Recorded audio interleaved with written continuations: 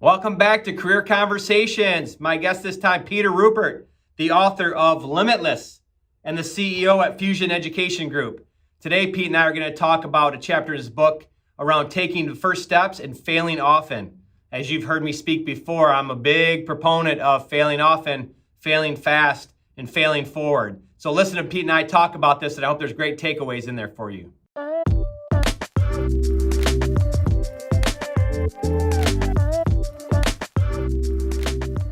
You have another chapter in your book talking about take the first steps and fail often, right? So we talked earlier about this road to success. People think is just up and to the right, smooth and straight, and looks easy. And we both know that experience is there's a number of setbacks, there's a number of failures. In fact, I always say at Service Express, the things that we do great today, we usually failed at them early on, right? But what we did was we learned from those failures, we figured out what we needed and we corrected, and now it looks great, but it came through some hard times. And so talk through your personal journey, personal or in your career, some experience you have around taking those first steps but then failing often. Yeah, absolutely. And I'll talk about that in a second, but just the fail often thing is so critically important. People say, why in the world would fail often be one of the 9 steps? And I think what happens is in society, there's so much of a negative around failure, right? So I think what we've become is is a world, a social order here in the US and beyond, where it's safe not to take risk and not to fail, right? If I'm not fail, I'm okay. And like I said in my analysis of successful people in my 20s, when I was doing all this research, you just saw how often that failure was such a part of who they became, and they recovered from those and learned so much from that. And that's where we learn the most, which is why fail often is so important. And for me, um, Ron, a perfect example is about a year after I graduated from business school. My boss at this consulting company came to me and said, "Hey, we can go do this on our own. We can consult to these entrepreneurial businesses, and we can make more money and control our own destiny and everything else." And my gosh, that's all I've always wanted to be an entrepreneur, so I'm in. And I jumped in, and I didn't really know what we were doing. I was naive, and I didn't have enough experience. And again, but I thought I had all the answers, and I didn't have enough champions around me. And so we plowed forward, and we had some success and built a nice little consulting practice, but never really figured it all out and never made it as successful as it could have been. And I didn't know much about finance at the time, and making sure we had enough capital available and things like that. And so we were just plowing every dollar back into the business. And suddenly our client flow dried up, and many of our big clients left us. And so we ended up having to close the business down. And I was 32 years old.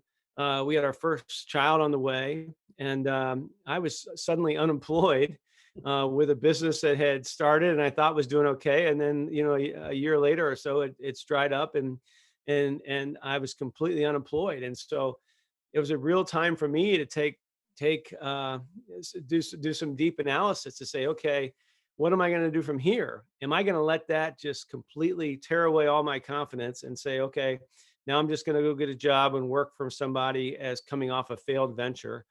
Or am I going to do something about it? And so I really reoriented myself to say, hey, you know what? This does not have to be a life defining moment for me.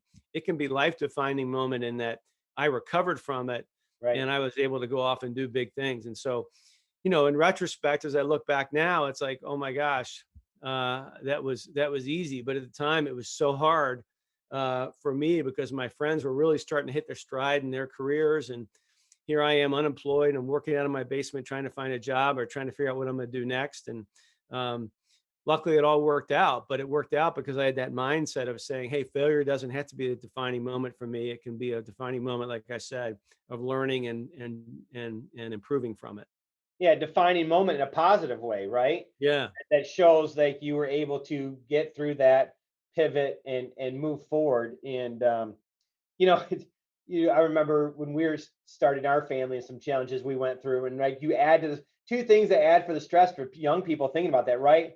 Married, first child on the way, and suddenly suddenly you're unemployed. I mean, there couldn't be a worse time for that to happen, really. And I think being in that age, I think you said you were 32.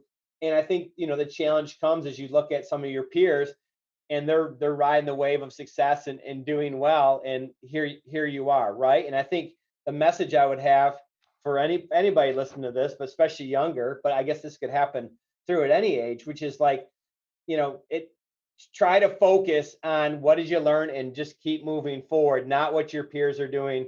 Early in my career, as I was trying to transition from an education degree at Central to Service Express, there were different sales jobs and not making any money, not having any vacation time, and looking at my peer group that was taking off, doing great things, and I was so far behind. I tell young people today, like, you can't start lower than I started. Like, my first job out of college was $6 an hour selling health club memberships, and so, but just keep moving forward, learn, and eventually things work out. And the other thing, what I like about this, about failing often and learning from that, we have a chief revenue officer. He joined us a couple years ago from our one that we had prior for over 20 years, very successful. And he came up with a term as we were looking at performance measurement indicators, as we were implementing some new strategies on our sales team, and where we color code things: green if you're doing well or hitting your goals, and red if you're not. And we tend to focus on red, and how do we change that? And I don't know if he coined the term or where he got it, but he said in a meeting with us, he's like, with a group of people, he said, we're here to celebrate the red. We're not here to panic over it. We're not here to rip it apart. We don't want people hiding it. We are here to, let's celebrate the red, because the red will be sort of the blueprint or the path that will lead us to what we need to work on, and kind of evolve and grow so we can scale to where we want to go. And that mindset shift, when he said that, changed the whole tone of the meetings then and going forward, and how we look at the red, right? Celebrate that red, because that leads you, right? That's the good part about that, leads you to the road of success. I love that. I hadn't heard that before. And it is true, because I think on a day-to-day basis, all of us in business are focused on the problems and, okay, how are we going to fix this tomorrow? And why in the world do we have this problem? But in reality, it's like life, right? It's these failures, these obstacles, these hurdles. That's where we're going to learn the most. And today's red becomes tomorrow super green. So That's right. great philosophy. I love that. I need to use that much more in our efforts. You can R&D that, Pete. You can R&D it and take it back. Celebrate the red. Bill Golder said it, our chief revenue officer. And I think the key point that I'll leave with people listening to this, though, is you do have to learn from those mistakes, right? It's one thing to fail, which is great. And I have seen around here, like, those who fail the most often usually win, provided you are learning from your failure, right? Not making the same mistakes over and over. You're being self-reflective. You're learning from it. You're going, how do we fix this? How do we get here? How do we fix it? And how do we make sure we don't get in that position again? And it evolves and leads us down to that path of the super green. So that's just the one caveat I always like to mention. So you don't, some people like, oh, I failed again. And, you said it's okay. I'm like, well, it's okay if you learn from it. It's the same one over and over. Same thing I would say to my kids. Same thing I say here. Like, you got to learn from your mistakes and move forward. That's how you make progress. No doubt. I mean, the difference between smart failure and dumb failure, right? I mean, if Yeah, you're there just you go. trying things without thinking about it, the consequences ahead of time, and not analyzing the risks, then that's just shame on you, right? But you're right. Is any trip up a mountain is going to run into huge obstacles where you have to kind of course correct and learn from them and go over a different way. But it doesn't mean you can't get to your ultimate destination. You just have to learn from each one of the obstacles. For sure. Exactly. And then another key point, this is why I love this book. I got to tell everybody, Limitless by Pete Ruppert. This is a fantastic book. And because I love the other chapter here is chapter 8. We're talking about failure, but I love the title of the chapter, Never Ever Give Up. That's a key, right? The only way you truly fail, and I know this is cliche, but I believe in cliche. They become cliches for a reason. The only way you ever truly fail is if you quit, is if you give up, right? That's the only way. If you keep moving forward, you will find success somewhere, some way. I'm a huge believer in that. And so talk about that and what you're thinking about in that chapter in your book. Yeah, well, thanks. And it so fits in nicely with, fail often, right? Because fail often doesn't mean, put down your tents and go home, right? And wrap it up and then coil back up and say, I'm just going to go back and live in my safe world anymore. No, it's about never ever giving up. And there are a variety of ways to get there. And it's a marathon, not a sprint. And like you were saying earlier on, when you're in your 20s and you saw your friends taking off in their career, and you're making $6 an hour or still trying to figure it all out, it'd be easy to kind of say, I'm going to give up my dreams. I'm just going to go kind of get a little bit better job and then a little bit better job after that. But instead, you were thinking bigger and you're writing down your vision statements. And so it was that idea of never ever giving up. And I think the earlier chapters talk about the process that goes into it, and then the never give up chapter is that kind of exclamation point at the end that says it can be done.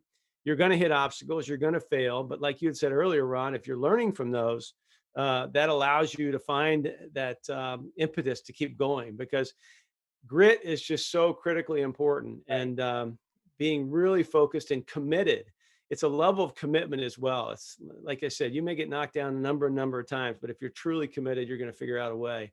And this celebrates those folks who have never ever given up and ultimately achieved amazing success.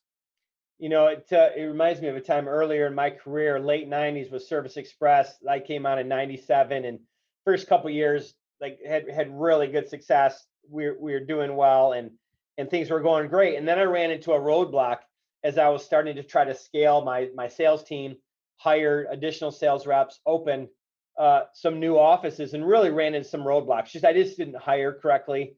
I didn't have a good process for it. And so I started to have high turnover. I was a little too intense for my own good at that time, and so we did not have the great culture that we have now. I was leading a sort of pressure packed culture with too much intensity, so it was just everything piling onto each other. And I was struggling, and it wasn't for a month or two. It was over a number of months, probably about a year. And there was this in our previous buildings. I think it's like 4 buildings ago now here. There was this poem and about never quit. I forget. I kind of paraphrase it. It's like, just when you're about to quit, never give up. Like, that's where success is. And I used to go in there and just read that quote sometimes, that poem, during the day, just for like just whatever. I would tell myself, self-talk, whatever you do, don't quit. And I was on the cusp. It was getting really, really tough.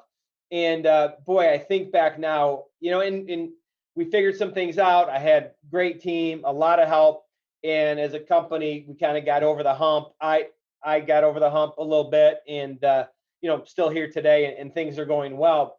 But I think back to my life. What would my life be like if I would have quit? If I'd have said, you know what, this isn't worth it. I'm just going to go get another sales job. I'm just going to go do that. Not, I don't think my life would be in shambles or anything, but I think the blessings I've been able to receive as being part of Service Express in all areas of my life, uh, I'd have missed out on if I'd have quit. So when that chapter really resonates with me because I was on the cusp. Yeah, I love that story. And it's just so classic in that, we, another great example of that is Jim Carrey, the comedian actor. And, if you ever watch any of the videos on him, you can Google and see the videos, and he tells a story. And he tells one story about, for years and years and years, he was struggling in Hollywood. He could not get any parts. He was not making any money. He was down to his last couple bucks, and he wrote a check to himself for $10 million, and he put it in his wallet, and he carried it around with him. And it was this constant inspiration that someday he'd be able to write a check, or he'd get a check for $10 million. And it's just a perfect example. It was his reminder never to give up. And Darren Hardy talks about it in the book The Compound Effect, Yeah. Ron, which you and I have both read. And so often when we give up, we don't realize that compounding effect of our grit and determination is continuing to get us closer and closer to that goal. And sometimes it seems further away than it really is. And so not giving up, is just a great reminder to keep that grit going, because you're much closer than you ever think you really are. Yeah, I think one of the kind of frustrating things for me in my position is sometimes I'll see people that choose to leave Service Express. Maybe they're struggling, their things are going on, they choose to leave. And then as we're connected on LinkedIn, invariably I'll watch, every year to 2 years or so, they end up with another job, and they kind of start job hopping. And I know how talented they are, and I just think, man, uh, Yeah, and probably the reasons some of them left was we probably were struggling in some of those areas as a company. Where it happens all the time here as we grow, but yet those who stay with it, there's so many people that have been with Service Express 5, 10 plus years, 20 years, that I've seen who have gone through those challenges personally or as with the company where we're struggling, and they come through. And I always tell people, man, the other side of that challenge, it's glorious. If you can just get through it, it is glorious on the other side. And I'm not saying we're a fit for everybody or anything like that, but then when I see them go places and then they move around a lot, it's just frustrating because I know that the talent's there.